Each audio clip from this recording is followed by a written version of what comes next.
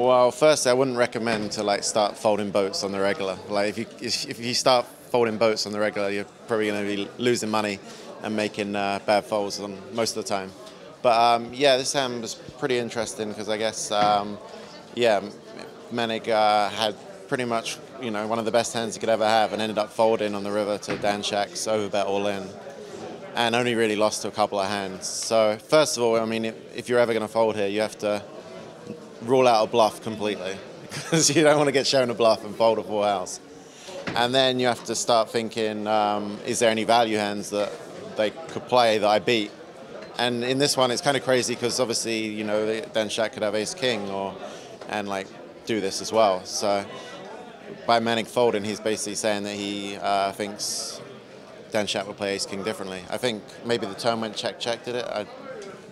I think so. I think the turn, Dan didn't bet the turn, so basically he's saying that he's either got sevens or he's rivered pocket tens with, so he's sort of pot controlled turn with tens and now he's made the nuts, or he's sort of trapped with sevens. Like he's basically assuming if he's got a king, he's just going to keep betting. So like he's not going to make this overbet all in on the river. It's either like sevens, tens, or a bluff.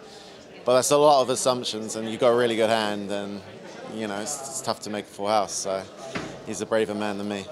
Yeah, you're not sitting down the first time you play someone and trying to fold this hand. Like Manig's obviously played against Dan quite a bit, and was on like a higher level than him in this hand. Like Dan's obviously like, oh, if I go all in here for 1.8 times the pot, or whatever it was, like how can they fold a king? Whereas now Manig somehow folded a hand that's even better than a king, so he's kind of next level upped in there. It's possible, but still, like you've got to be sure on it. And I don't know, like this hand, even when I remember actually I was watching the hand live at the time, and I was like, oh, he's done him here, because he's like maybe if Dan had sort of bet like really big, Manig wouldn't have shoved.